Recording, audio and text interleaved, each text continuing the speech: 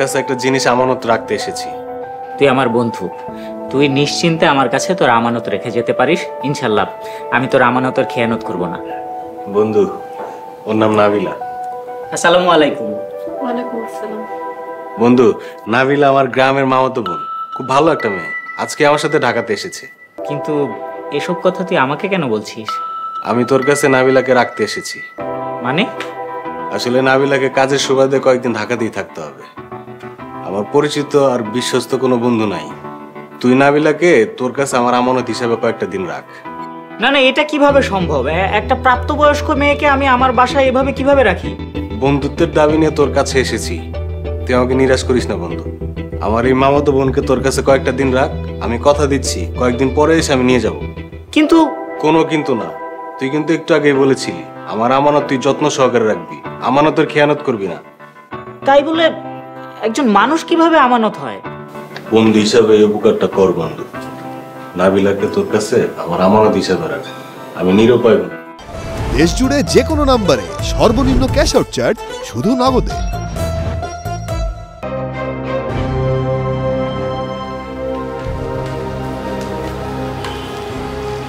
এমনিতে এটা guest room হিসেবে ব্যবহৃত হয়। আজ থেকে আপনি এখানে থাকবেন। এই বাড়িতে আর কেউ থাকে না? আর কে থাকবে? আমি তো একা মানুষ, একাই থাকি। আপনার বাবা মা?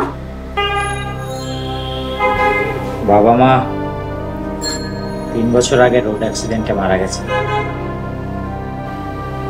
সরি। আর আপনার স্ত্রী? যেহেতু বিয়ে করিনি সেহেতু স্ত্রী থাকার নিশ্চয়ই কথা না। ফরিদ আমাকে কোথায় রেখে গেল? এই বাড়িতে আপনি আর আমি একাই থাকবো? না না, এই নিয়ে আপনি একদমই চিন্তা করবেন না। আমার কাছে আপনি সম্পূর্ণ নিরাপদেই থাকবেন। তাই বলে একটা বাসায় শুধু আপনি আর আমি? বুয়া অবশ্য একজন আছে, সে সকালে আসে, তারপরে রান্না বান্না ঘরের কাজকর্ম করে বিকেলে আবার চলে যায়। আগামীকাল বুয়া এসে আমাকে দেখে ফেললে বিপদ হয়ে যাবে। না না, কিছু হবে না, আমি বুঝিয়ে বলে দেব। আমি থাকাতে মনে হয় আপনার ঝামেলা হয়ে গেল, তাই না? কিসের ঝামেলা? ফরিদা আমার বন্ধু, ওকে উপকার করতে পারলে তো আমারই ভালো লাগবে। সারাদিন জার্নি করে আমি অনেক টায়ার্ড। আপনি যদি কিছু মনে না করেন তাহলে। না, বুঝতে পেরেছি। আপনি তাহলে ফ্রেশ হন, ফ্রেশ হয়ে রেস্ট করুন।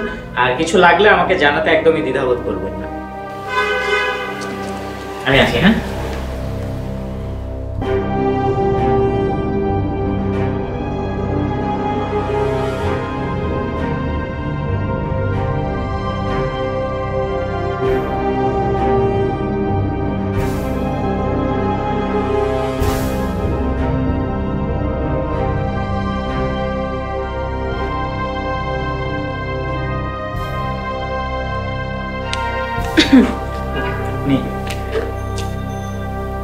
কি আপনাকে এত টায়ার্ড লাগছে? ও নতুন জায়গা, তাই বোধহয় ভালো মতো রেস্ট নিতে পারেনি, তাই না? না না, তেমন কিছুই না। আচ্ছা, আপনি কি এখনই ডিনার করবেন নাকি এশার নামাজ পড়ে খাবেন? আমার নামাজ পড়ার অভ্যেস নেই। সে কি, আপনি নামাজ পড়েন না? একেবারেই পড়ি না তা না, মাঝের মধ্যে পড়ি। আজ অনেক টায়ার্ড, তাই পড়তে ইচ্ছে করছে না। দেখুন, নামাজ হচ্ছে আল্লাহ তাআলার আদেশ এবং এটি ফরজ। কোনো অবস্থাতে এটি বাদ দেওয়ার বা ত্যাগ করার অবকাশ নেই। আর আপনি 5 ওয়াক্ত নামাজ পড়ুন, দেখবেন আল্লাহ তাআলা আপনার সমস্ত বিপদ আপদ দূর করে দেবেন। আপনি তো 5 ওয়াক্ত নামাজ পড়েন, তাহলে আপনি কেন বিপদে পড়লেন? আমি আবার কখন কিসের বিপদে পড়লাম? এই যে কথা নাই বার্তা নাই, হুট করে ফরিদ আমাকে আপনার এখানে রেখে গেল, এটাও তো একটা বিপদ, তাই না? দেখুন, আল্লাহ তাআলা যা করেন বান্দার ভালোর জন্যই করেন। হয়তো এর মধ্যেও কোনো নিয়ামত লুকিয়ে আছে, বা হয়তো এর মাধ্যমে তিনি আমাকে কোনো ভালো প্রতিদান দেবেন। আর তাছাড়া আপনি আমার কাছে ফরিদের রেখে যাওয়া আমানত, আপনি কোনোভাবেই আমার বিপদ নন।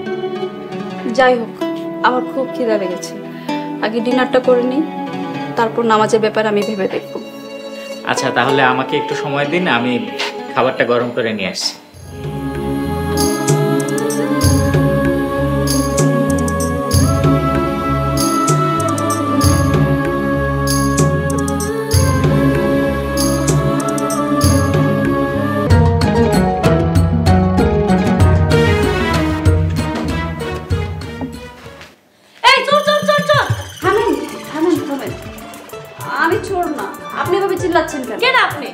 আমি নাবিলা, গতকাল এখানে আসছি।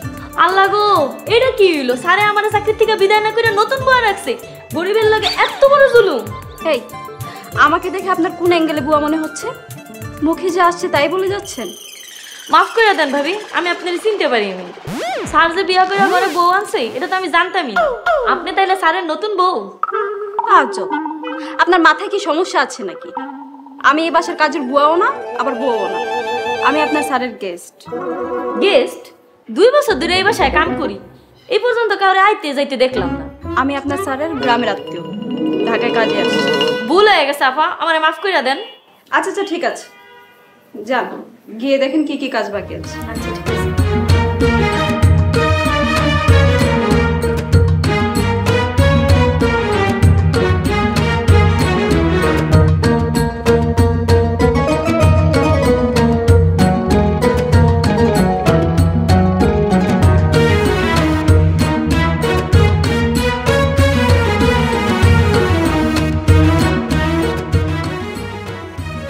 কি করেন আপা? কেন, কি হয়েছে? ভাইজানের রুমে কোনো কিছুতে হাত দিয়েন না। ভাইজানের রুম উনি নিজেই গুছাইয়া রাখেন। ওনার রুমে কিছুতে হাত দিলে উনি অনেক রাগ করেন। কিন্তু আমি তো কিছু এলোমেলো করছি না, জাস্ট বিছানাটা গুছিয়ে রাখছি। আমার ভাইজান অনেক বকাঝকা করবো, রাখেন আপনি এগুলা। আপনাকে বকাঝকা করলে আপনি আমার কথা বলবেন। আচ্ছা আপা, ভাইজান আপনার কেমন আত্মীয় হয়? ওনার গ্রামের বাড়ি আর আমার গ্রামের বাড়ি এক জায়গায়। বুঝছি, অনেক কাছের আত্মীয়। এই কথা বললেন কেন? এতদিন ধইরা ভাইজানের বাসায় আছি, খুব কাছের কেউ না হইলে ভাইজান আপনারা একা এই বাসায় থাকতে দিত না। হ্যাঁ, ওই কাছের আত্মীয় বলতে পারেন। একটা কথা কই আপা। বলেন। ভাইজানের সাথে কি আপনার প্রেম ঘটিত মনের কোনো সম্পর্ক আছে নাকি? আপনি দুইজন বেশি বুঝেন কেন? যান গিয়ে কাজ করেন। গরিবের কথা কেউ মূল্য দেয় না, খালি জারি মানে।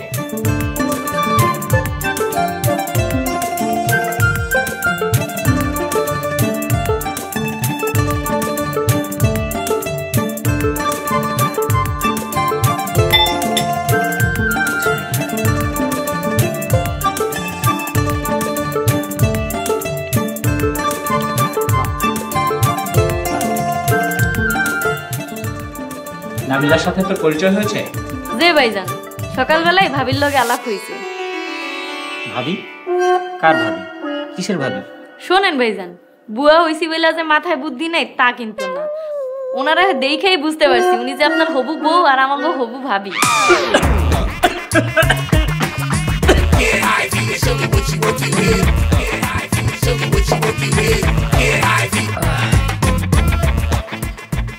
এই কথা কি আপনি ওকে বলেছেন?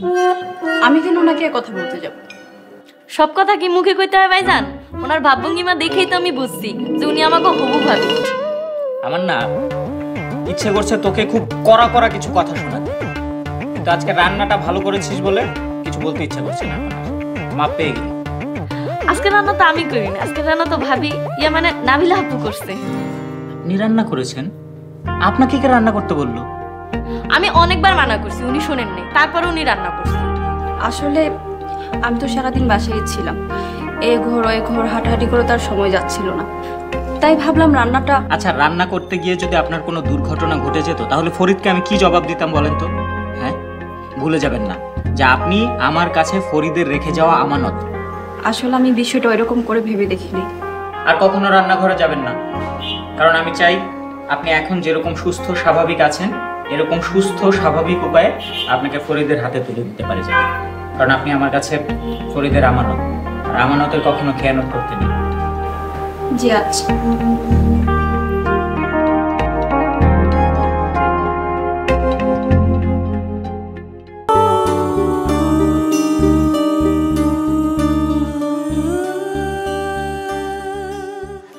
আরে আপনি?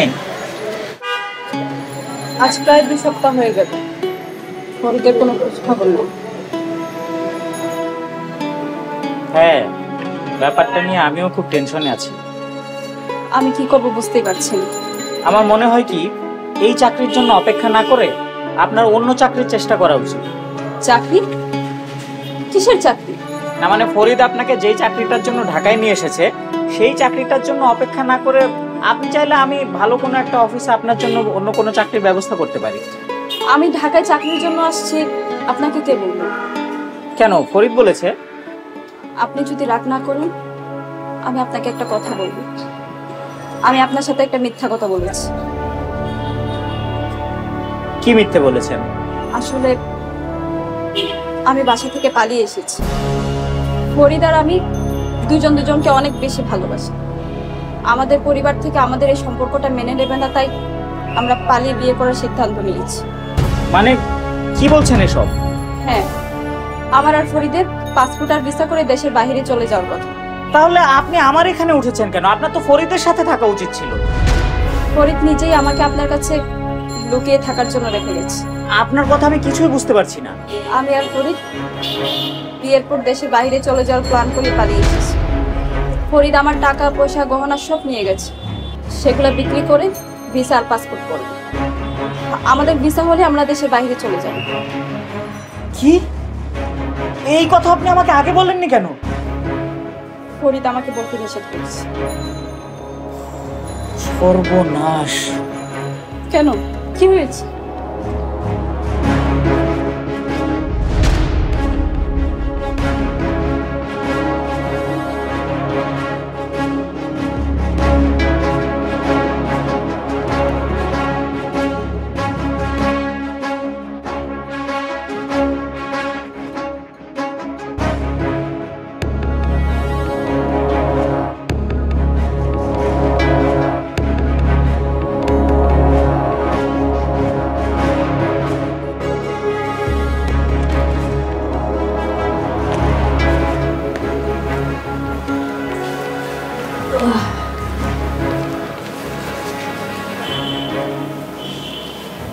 কোথায় ছিলেন আপনি সারাদিন? ব্যস্ত ছিলাম। ঠিক আছে, আপনি হাত মুখ ধুয়ে আসুন, আমি খাবার দিচ্ছি। আপনার সাথে আমার কিছু কথা আছে। জি বলেন। জানি না আপনি আমার কথাগুলো বিশ্বাস করবেন কিনা। আগে বলুন। মানে আমার ধারণা ফরিদ আপনাকে ধোঁকা দিয়েছে। ফরিদের উপর আমার বিশ্বাস আছে। ফরিদ আমাকে অনেক ভালোবাসে। ফরিদ আমাকে কখনোই ধোঁকা দিবেন। মানুষ সবচাইতে বড় ধোঁকাটা তার কাছ থেকেই খায় যাকে সে অন্ধের মতো বিশ্বাস করে। আমি আমার সমস্ত ফ্রেন্ডদের কাছ থেকে ফরিদের ব্যাপারে খোঁজখবর নিয়েছি, তারা কেউ ফরিদের ব্যাপারে জানে না। সম্ভবত আপনার টাকার গয়না নিয়ে ফরিদ পালিয়েছে। না না, ফরিদ আমার সাথে কোনো দিন এমন করবে না। দেখুন, আমিও চাই আপনার কথাটা সত্যি হোক, কিন্তু আমার বিশ্বাস ফরিদ কোনোদিন আপনাকে ভালোই বাসেনি। আপনার টাকা পয়সা আর গয়নার লোভে আপনার সাথে ভালোবাসার নাটক করেছে। দেখেন, আমি আপনাকে অনেক সম্মান করি। আপনি আমাকে এখানে জায়গা দিয়ে আমার অনেক উপকার করেছেন, তাই বলে আপনি আমার ভালোবাসার মানুষকে যা খুশি তা বলতে পারবেন।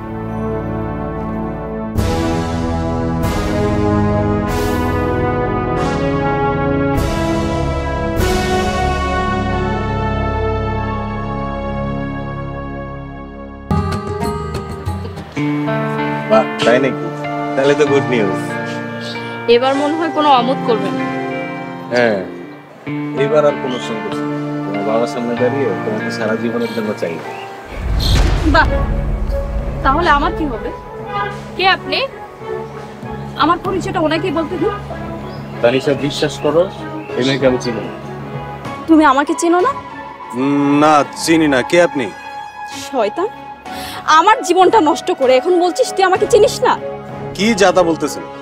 তোর জন্য আমি আমার পরিবারকে ছেড়ে পালিয়ে এসে পাগলের মতো ছুটে বেড়াচ্ছি, আর তুই বলছিস তুই আমাকে চিনতে পারছিস না? আপনার মনে হয় কোথাও ভুল হয়েছে। ভুল হয়েছিল, কিন্তু এখন আমি আমার ভুল বুঝতে পেরেছি। তোর মতো একটা বেহায়া লম্পটের জন্য আমি কি করি নাই, এই আমার ভালোবাসার বিশ্বাসের প্রতিদান। মুখ সামলে কথা বলবেন। তোর মতো একটা ধান্দাবাজ বেহায়ের সাথে কথা বলতে আমার ঘেন্না হচ্ছে। নাবিলা, নারীর গায়ে হাত তোলে কাপুরুষেরা। আসিফ, তুই এখানে? যাক, অন্তত আমাকে তো চিনতে পারলি। আসিফ, তুই এই মেয়েকে নিয়ে যা। তা না হলে কিন্তু এই মেয়ের গায়ে হাত তুলতে বাধ্য হব।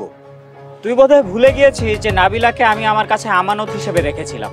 আমার সামনে নাবিলার গায়ে কেউ আঘাত করবে এমন ক্ষমতা কারণ নেই। ফরিদ, তুমি আমার সাথে এমনটা কিভাবে করতে পারলে? এবার তো আপনার বিশ্বাস হয়েছে, তো আরো অপমানিত হওয়ার জন্য অপেক্ষা করবেন নাকি আমার সাথে যাবেন? তুই কোনোদিনও সুখী হতে পারবি না। কাউকে ধোকা দিয়ে কেউ কখনো সুখী হতে পারে না। চলুন নাবিলা। এই কে এই মেয়ে? আরে পাগল টাগল হবে হয়তো, বাদ দাও, চলো।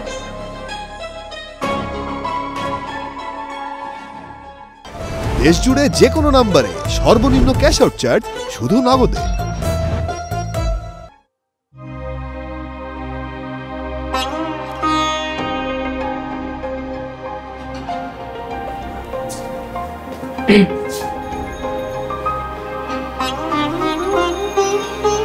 রাত অনেক হয়েছে, খাবেন না? আমাকে একা থাকতে প্লিজ, আমাকে বিরক্ত করবেন না। দেখুন, আপনি না খেলে কিন্তু আমিও খাবো না। আমি কষ্টে আছি তাই আমি খাবো না। আপনি কেন খাবেন না? আপনার কিসের কষ্ট? আচ্ছা, কেন শুধু শুধু একটা খারাপ মানুষের জন্য নিজের জীবনটা নষ্ট করছেন বলুন তো? আপনি মরে গেলেও তো তার কিছু যাবে আসবে না। যখন কারোর কিছু আসবে যাবে না, তখন আপনি কেন আমার জন্য তো মায়া দেখাচ্ছেন? কারণ আপনি আমার কাছে একটা আমানত। হ্যাঁ, আপনার কিছু হয়ে গেলে আমার ওয়াদা নষ্ট হবে। আপনার বন্ধুই তো আমাকে অস্বীকার গেছে, সেখানে আমানত প্রসঙ্গ আসছে কোথা থেকে? আচ্ছা, ফরিদ বেঈমান হতে পারে, কিন্তু আমি তো বেঈমান না। আপনি আমার আমানত। আপনাকে সুস্থভাবে সসম্মানে আপনার বাড়ির লোকের কাছে হস্তান্তর করার আগ পর্যন্ত আপনার সমস্ত দায়িত্ব আমার।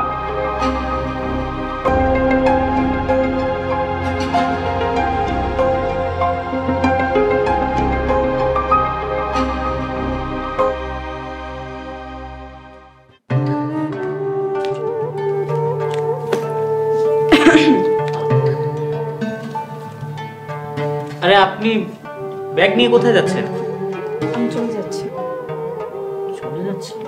আচ্ছা, চলুন আপনাকে বাড়ি পর্যন্ত পৌঁছে দিয়ে আসি। আমি বাড়িতে যাচ্ছি না। বাড়িতে যাচ্ছেন না মানে? এই মুখ নিয়ে আমি বাবা মার সামনে যেতে পারবো না। তাহলে কোথায় যাবেন? এই পৃথিবীতে আমার যাওয়ার কোনো জায়গা নেই। যেদিকে দু চোখ যায় সেদিকেই যাব, এরপর যা হবার হবে। কে বলেছে যাওয়ার জায়গা নেই? আপনি চাইলে সারা জীবন আমার এখানে থাকবেন এবং সম্মানের সাথে থাকবেন। আপনি কেন আমাকে রাখবেন? আপনি আমার কে? আমি হয়তো আপনার কেউ না, কিন্তু আপনি আমার কাছে আমানত। আর আপনি চাইলে আমি এই আমানতকে সারা জীবন আমার এখানে ভালোবাসা এবং সম্মানের সাথে রাখতে চাই। এত কিছু জানার পরেও আপনি আমার সাথে কেন জীবন পার করতে চাচ্ছেন? আমি চাইছি না, হয়তো আল্লাহ তাআলা চাইছেন। তিনি না চাইলে কিছু হয়? মানে? এই যে দেখুন, ফরিদ আপনাকে আমার কাছে কিছুদিনের জন্য আমানত হিসেবে রেখে গিয়েছিল। হয়তো আল্লাহ পাকের ইচ্ছা এই কিছুদিনের জন্য রেখে যাওয়া আমানতটাকে আমি সারা জীবনের জন্যই রেখে দিই। তাই হয়তো তিনি ফরিদের মাধ্যমে আপনাকে আমার পর্যন্ত পৌঁছে দিয়েছেন। এইটা যদি আল্লাহর ফয়সালা হয়ে থাকে, তাহলে আমি আল্লাহর ফয়সালা মেনে নিলাম। আলহামদুলিল্লাহ, আল্লাহ তাআলা আমাদের দুইজনকে কবুল করে নিক। মনে রাখবেন, আজ থেকেই শুধু আমি না, আমার সুখ দুঃখ, হাসি আনন্দ সব কিছুই আপনার কাছে আমানত।